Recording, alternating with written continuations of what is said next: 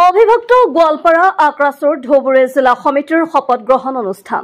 অবিভক্ত গোৱালপাৰা জিলাত বসবাস কৰা কোচ ৰাজবংশী জনগোষ্ঠীৰ লোকসকলৰ কথা চিন্তা কৰি নৱগঠিত গোৱালপাৰা জিলা আক্ৰাছৰ ধুবুৰী জিলা সমিতি গঠন কৰা হয় আৰু শপত গ্ৰহণ অনুষ্ঠান অনুষ্ঠিত কৰা হয়।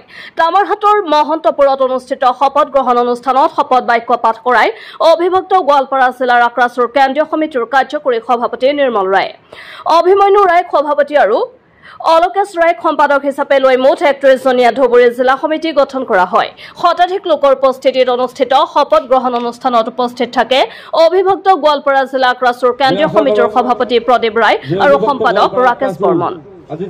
গোলাপগঞ্জৰ পৰা সুজয় বৰ্মনৰ ৰিপৰ্ট, দৈনিক খবৰ অসম। নিষ্ঠাবানভাৱে কাম কৰক যাতে 2026 চনৰ আগত আমাৰ জনগোষ্ঠীৰ জনজাতিকৰণ আসাম চৰকাৰ থেকে কাঢ়ি আনিৰ পায় আৰু আমাৰ জাতিটা কিভাবে ধুবুৰী জিলা কমিটিখনক সভাপতি হিসেবে অভিমন্যু ৰায়, সাধাৰণ সম্পাদক হিসেবে আমাৰ অলকেশ ৰায়ক দায়িত্ব দেওয়া হয়েছে। বাকি ৩১জনীয়া কমিটি আমি ধুবুৰী জিলা কমিটিখন পূৰ্ণাঙ্গভাবে গঠন কৰিল। অবশ্যই আমাৰ 22 তাৰিখত গুৱাহাটী চচলত 3 ঘণ্টিয়া ধর্ণা কার্যসূচী আছে। গতিকে খুব সুন্দরভাবে যাতে আমরা আমার জাতিটাকে আগে নিবার পাই, এখানে কয়া মোর বক্তব্য শেষ করলাম। আমি ধুবুৰী জিলা এখন গঠন কৰিছো। গঠন কৰাৰ পিছত আজি আমাৰ এই মহন্তপুৰ ফিল্ডত আমাৰ শপত গ্ৰহণ অনুষ্ঠান আছিল।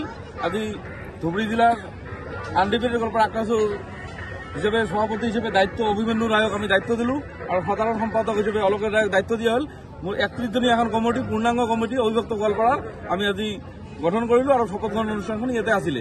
আমাৰ ইতিমধ্যে 22 নৱেম্বৰ তাৰিখে আমি গুৱাহাটীত 3 ঘণ্টিয়া ধৰ্ণা কাৰ্যসূচী আছে।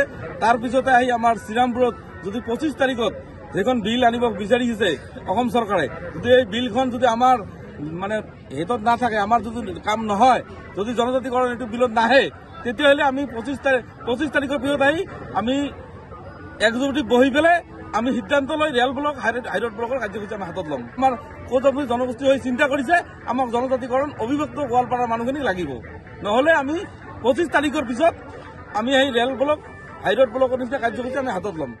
আজি আমাৰ হাতত আমাৰ আনডিভাইডেড গোৱালপাৰা ধুবুৰী জিলাৰ কমিটিখন গঠন কৰা হ'ল।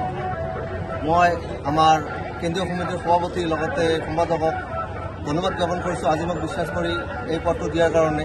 সভাপতিৰ পদটো মোক আজি দিছে আৰু আগন্তুক দিনত আমাৰ 22 তাৰিখে নৱেম্বৰ গুৱাহাটীত চচলত 3 ঘণ্টিয়া ধৰ্ণা কাৰ্যসূচী আছে।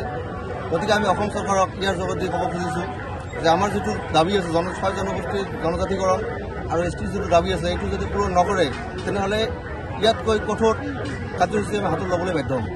আজি আমাৰ কমিটি গঠন হ'ল আৰু শপত গ্ৰহণ কাৰ্যসূচী আছে।